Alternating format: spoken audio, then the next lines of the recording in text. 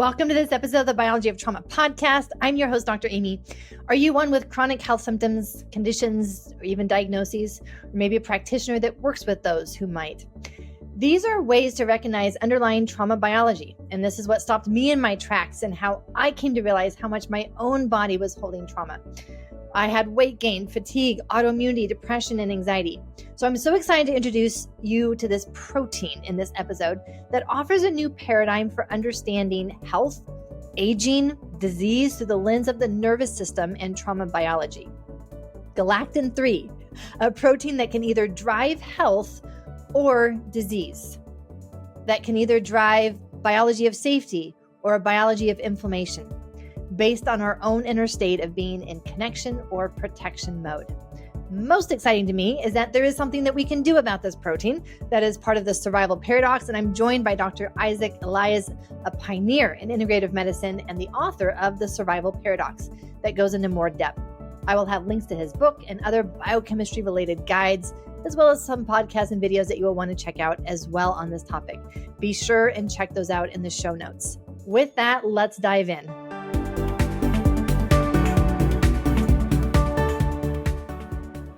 You have done some amazing work around this survival paradox. And what I love that you've done is you've broken it down into the cellular level, the tissue level, which we know we need to go to for trauma healing. So what is the survival paradox? Maybe let's just start there. What is the survival paradox? Yeah, so the survival paradox really offers a new paradigm, a new understanding of health, aging, disease, and specifically it relates, Aimie, to trauma and to the biology, to the driving force of trauma. And really what it offers is the understanding that what makes us survive, what is innate in every cell in our body, is also what makes us suffer, what makes us age, what makes us not be happy, and what makes us sick. And because it's innate in us, it starts automatically. If something is innate, we can't control it. Just like sometimes in the beginning, trauma response before it's dealt with, right? So in this sense, the sympathetic system comes into play immediately within a fraction of a second, and it goes either to a fighting mode or a flight or freezing mode. And if it's done a lot, if it's on a lot, it starts affecting our life quality, our nervous system, but we can turn it off, taking a deep breath, relaxing, being in nature. But within minutes, the biochemical system turns on. And the biochemical system has survival proteins. And once the biochemical system turns on, it doesn't turn off as easily. And the biochemical system mirrors the sympathetic system. The fight of the sympathetic system is inflammation in the biochemical level. The flight and freezing on a biochemical level is isolation, microenvironment, and fibrosis, organ dysfunction, which is the key of neuroinflammatory diseases, of memory issues, of chronic degenerative disease, and so many other issues. So the journey of recognizing the survival paradox and transforming it is really a journey to our infinite healing potential. And we really have an infinite healing potential. This is so aligned with everything that we talk about here in the biology of trauma, because you're right. Like we don't know our capacity to heal because we've not really tapped into just how much potential we have. But you're right. We need to look at what's happening on the biochemical level, on the biology level. So give us more details around the survival proteins. You mentioned inflammation. What are some of the specific survival proteins that are part of this biochemical process? So the specific protein that I've been researching for close to 30 years made the discovery that blocking it will reverse inflammation and fibrosis. Is called galactin-3.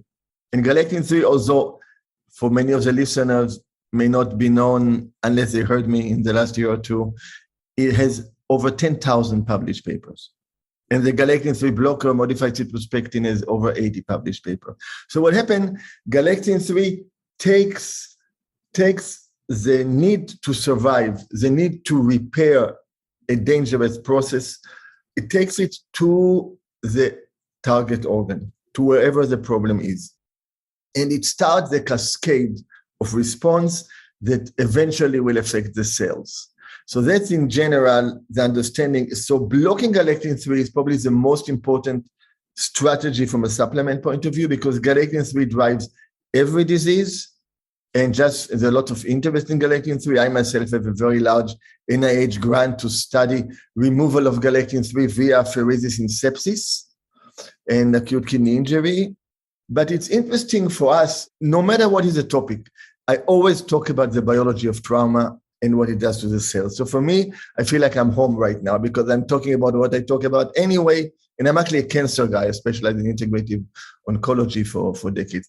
So really, if we take a step back and we look, what is trauma on the subtlest level? And the subtlest level, Aimie, is where we move from psychospirituality, psychology, emotions, to the biochemistry. So when we have an experience in life, and if the experience can vanish away without giving a trace, nothing left, we will be able in the future to respond in a fresh way, and right now respond without being affected by our past. I won't get complicated and say without being affected by our future. I'll leave it as the past. That's easier to comprehend. So from a Buddhist perspective, it's called emptiness, impermanent, ever-changing. Quantum physics talks about it. The image in Buddhism is like a bird flying in the sky.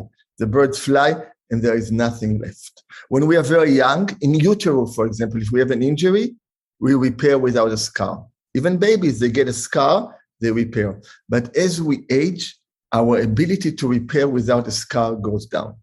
And once we got a scar, once we get anything that is left over, it's going to affect our decision-making all the way to our biology on an emotional, psychospiritual, psychological, and physical level. Now, who is we? We say it affects us. We is Isaac and Aimie. We is a community. We is a planet. For example, the planet is in a survival mode. What does it do? It produces inflammation, which is called global warming, all the way to our cellular level. But we is also 50 trillion cells that have a relationship with each other. Each of them, people don't know, even doctors. 1 million reactions a second for every cell. We are a miracle that we are talking right now. And there is a mutual support. And if the mutual support is well done, if the cells can trust each other and relax, we'll get normal metabolism. We won't get the fight and flight response, the abnormal glycolysis, the lactic acid, the stress hormone, because we feel safe. So now when we realize 50 trillion cells, 1 million reactions, if we look back 25 years for a generation, 2,000 years, we were made from an infinite number of people. We have infinite influences on every part of our body in a different way. Some influences are random and don't come often, and some repeat themselves. And when they repeat themselves, they leave a scar, they leave a trauma. And as a result of the trauma, we create a method to survive the trauma, which leads to a habit. And here, two people are having the same experience, and one is bliss, and the second is totally traumatized. And what I love about this is that it does require that things become personalized, because no person has the same body, no person has the same epigenetics, no person has the same life experiences. So it does require then that our protocols actually become very personalized to them and how to support the cells that are like human beings, which is funny because I talk to my cells as if they were bodies too. I'm like, what can I do today to support my microglia? What can I do today to support these cells of mine? And what I'm curious though is what triggers the galectin-3 to turn on? So galectin-3 is our injury repair protein. It's our survival protein. So when we are embryonally inside the cell, inside the nucleus, actually, it helps us to create normal embryogenesis. What turns galectin-3 on is a sense that something went wrong. Stress, toxins of all kinds, emotional, but we can work on the best level psychologically, but we may be exposed to heavy metals, to pesticides, to mycotoxins that affects our gut lining, affects our blood-brain barrier, stimulates our microglia. So galectin-3 comes to the play right away. And how it does it, it's the bus. It has a receptor called carbohydrate recognition domain that binds to different carbohydrates that are present in glycoprotein and glycolipids, and it delivers them to the problematic tissue, and then it creates a pentamer. It attaches to a pentamer, So biofilm, atherosclerotic plaque, the isolated microenvironment around cancer, Alzheimer plaque has 20-fold galectin-3 compared to normal brain tissue. Galectin-3 disrupts blood-brain barrier, and it's a major activator of microglia. But more than this, when we look at the nervous system, which is so connected with traumas, we have a condition that is called a perfusion injury reperfusion, when we have a disruption of blood supply to the brain and then it comes back. So stroke, of course, TIA, but we can have minor events like this. It's another stress, the constriction. Immediately on the brain level tissue, galectin-3 gets excreted and start damage to the tissue. And when you block galectin-3, for example, with modified cytospectin, a paper from 2022, you will reverse the process. And this is why I made this comment that addressing galectin-3 is a must, because it goes up as we age. And interesting, centenarians have lower level galectin-3 than people in the 70s and 80s. So the people who survive to become centenarians out of the 70, 80 years old group are the ones with lower level of galectin-3. So, but galectin-3 on a biochemical level represents this survival response. And in this sense, inflammation is really not a cause of anything. And inflammation is the process which is a result of our survival drive. How we let go of the survival drive, well, that's a big spiritual journey, because innately we self-identify with ourselves and with our experiences. But eventually, when this identification dissolves, then there is the survival drive can actually be freed. And that's where spontaneous healing happens. And in meditations, there are different strategies that allows us to change our response based on where we are in our meditation training. And in this sense, mindfulness is very popular, but it's just the first step. So it's good. I'm so happy that it's becoming popular, but it's really just the first step. But our body is built to be able to overcome traumas and use the difficulty for growth. We're actually built to do this. And if we have time, we'll talk about the role of the heart in doing it, Which is a whole nother fascinating topic, that we are actually built to use these experiences to make us stronger, not to scar us. Right. So can we actually measure the amount of galactin-3 or activated galactin-3 that we have in our bodies? Yeah, so it's really nice. You said activated, which we cannot measure activated. But yes, galactin-3 is an inexpensive, FDA-approved blood test that is done by every major lab. And it was approved for heart failure. And in heart failure, people who have, let's say, people with heart failure with galectin-3 under 17.8, 1 out of 8 will die in a year, 12.5%. But if you're over 25.6, not a big difference, 37% will die in 1 year. But healthy galectin-3 levels are much, much lower. You really want to be under 12 or 11. So yes, it can be measured. But some people will have higher or lower level due to the biochemistry. Their MMP9 activities, it's a little bit complicated. There are monomers and pentamers. I don't want to complicate things. And that's why we have to block galectin-3 regardless of the level. For example, in our multi-center trials on prostate cancer, another unrelated topic, a patient over 18 months had 90% benefit, 90,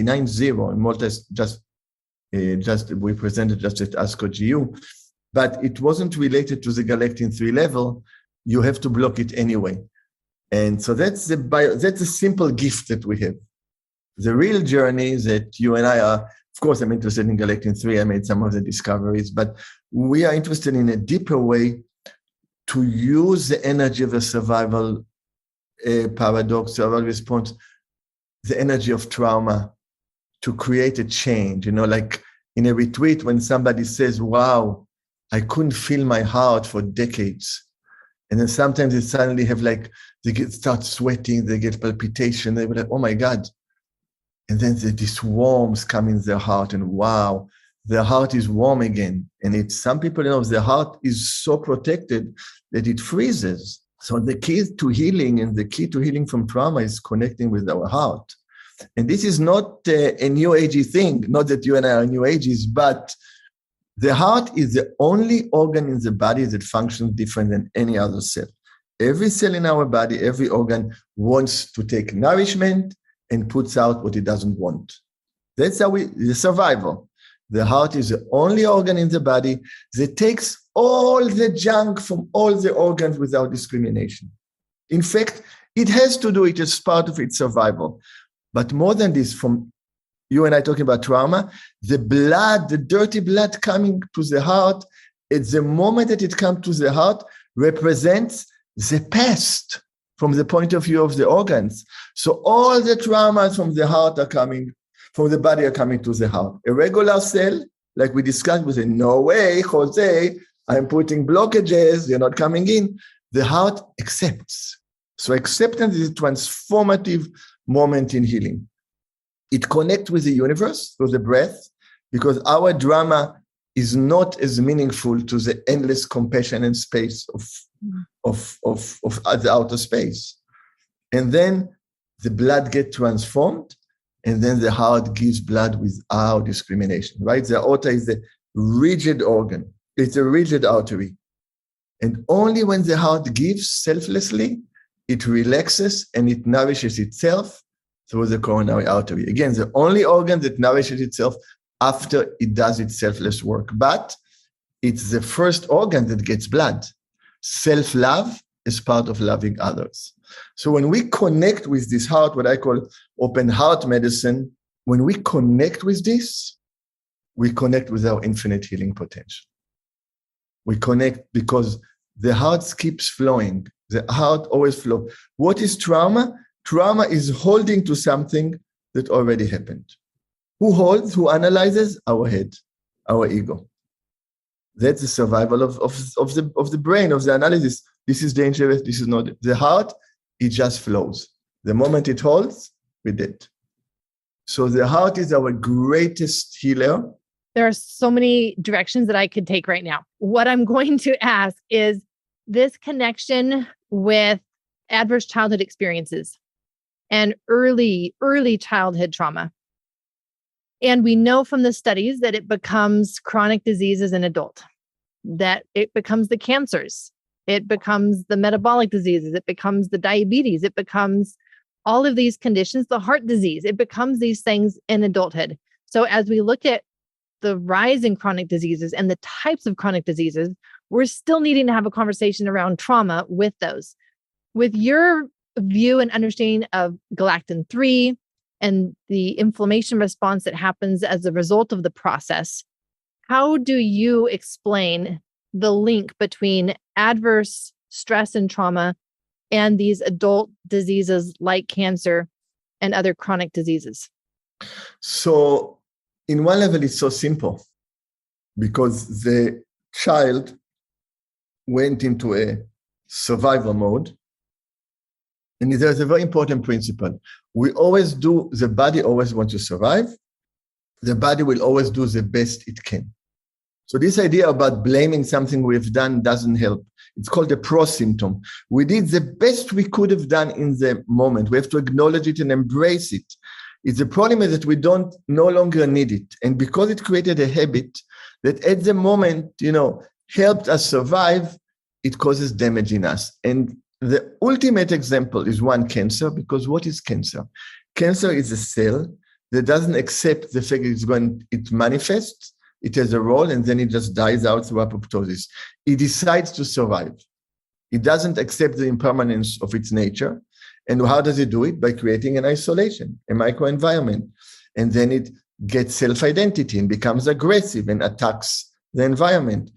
A very similar process is autoimmunity, where we attack ourselves. And of course, metabolic diseases. But we have this together with different toxins. You see, a chemical toxin, a heavy metals, pesticides, glyphosate, we are bombarded with pesticides. It affects our gut lining, our blood-brain barrier, causes an excitatory effect on the brain that causes restlessness and a survival-like response. So yes, we are bombarded by it, and we have to peel it off. We have to peel it off, and in a smart way and with patience. What started my trauma healing journey was my decision at a crucial time in my life to have open hands, meaning I'm not going to hold on to things, open hands and open heart. And I don't think that I knew what I was deciding because then that has started this process that has never stopped, right? And you're talking about this infinite possibility where you work on one layer and then it gives space for another thing to surface. And then as you work through that, then it allows the space for another thing to surface. So that my decision to have open hands, open heart as I approach life, it has started an infinite process that has had no end yet. Yeah, it's very important. It has no end. The moment it has end, it freezes. It's really between holding and just going like this. It's so, and people can feel, right, when you contract, then you just let go and exhale, and wow. Yeah, that's so beautiful. And our body allows us to connect. For example, there is a natural gap between the letting go of the exhalation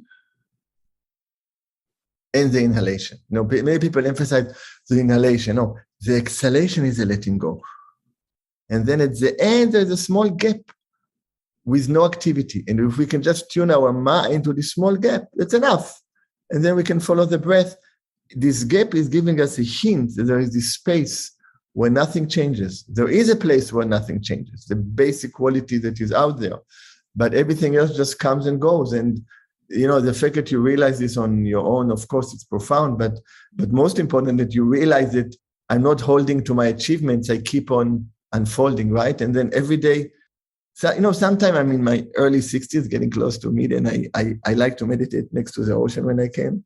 And I see it, and it's so amazing. I ask myself, Isaac, 50 years, why couldn't you feel it 50 years ago? You've been doing this for 50. Well, it keeps unfolding. It keeps unfolding. And if I held to it, it would stop. And that's really the process of healing trauma. It's really, and yeah, it's amazing. That's why I was so thrilled. I do a lot of interviews. I really prepared for this interview because it's in the essence of my being and my work. So I'm so glad for being able to be part of this. Oh, I'm so glad to have you here. This has been a great conversation. And I am still hanging on the edge of my seat for you to tell us, how do you block galectin-3? So you block galectin-3 by using a supplement called Pectosol modified citrospectin. So it's very simple. It's a sophisticated fiber that I developed almost 30 years ago. And the full dose is 15 grams a day. And it has dozens and dozens, over 80 published papers in different health issues. But part of it that people will feel, like a lot of autoimmune conditions get improved with this nutritional support. But also people feel that their memory is one of the key things. Is that because when we are locked in a trauma-based approach, then it really affects every part of our body. Yeah, so that's the simplest thing to do that I think is essential and interesting. I just had some cancer patient that came back for other reasons after not seeing them for 10 years. They even didn't know they're alive. And I looked at the program for 10 years ago, and I wasn't recommending modified citrospectin to everybody because the research wasn't known yet. And now it's my first supplement, not because I developed it, because it addresses this basic, profound movement of inappropriate survival response. And within it, we have to do everything else. It's nice to do it. It's helpful. We have to do all the other stuff and understand the intricacies and the multidisciplinary, multifaceted combinations that we know this is a miraculous beings who are able to live and talk and feel and think, and nothing is linear in our reality, unfortunately. So trying to get a medication that will do one thing in a linear way doesn't fit with who we are. Well, I just want to commend you for your work. I mean, you're doing a lot of work. And like you say, for you and for me, we have this lens of this is all the same stuff. Like it's one body, it's one system. It's not like we can do medical work and not be doing trauma work. And it's not like we can do trauma work and not be doing the physiology work with our body. It's all part of the same system. And I just want to acknowledge and thank you for how much work you have done and contributed to the field. Yeah, thank you. And I hope for both of us to continue and people to remember, every time you exhale, you let go. Every time you exhale, you can peel off. Every thought, we have a choice to make something different. Every thought can be different. That's how profound and quick transformation can happen. And we just have to be patient with it. And then at some point it happens. And thank you for tuning into this episode of the Biology of Trauma podcast. If you would like to know more about the biochemistry of the trauma healing journey, then I have resources for you, my friend. They are in the show notes. You will find links to the Survival Paradox book. You'll find a link to the modified citropectin that we talked about. And there is so much more to biochemistry, so I have some free resources for you as well. I have a free guide on the 3 most common biochemical imbalances that I find in those with persistent trauma responses, whether that's stress, anxiety, overwhelm, shutdown. I had all 3, if that gives you a sense for how important they are. And I include that in the guide for not only how to identify that, but how to get testing and why and when you would want to do that. Have some related podcast episodes. Episode 90 has been one of the most popular Biology of Trauma episodes, so you'll want to check that out. It's called Beyond Talk Therapy, Addressing the Biochemistry of Behavior with Dr. Robert Lustig, and one with Dr. Albert Mensa, episode 95 on the trauma and toxins and the methylation pathways that we need to unblock and support. If you like videos, you'll want to check these videos out. How chaos of our early childhood trauma affects our adult nervous system and why that would be important then as it relates to the biochemistry, and how early this protein, galactin-3, would have been moving us into a state of biology of fear and disease. Is trauma genetic or epigenetic? Another biochemistry insight, and this one was with Dr. Bruce Lipton, so I'll have the links to those YouTube videos in the show notes. I am here to save you time and money by bringing you practical information that will help you accelerate the healing journey. So please take a moment to subscribe, leave a review, and your reviews and feedback are how I know how to improve this podcast, bring you great content, and help others find information that can change their life as well. I'm your host, Dr. Aimie. Until next episode, lots of love.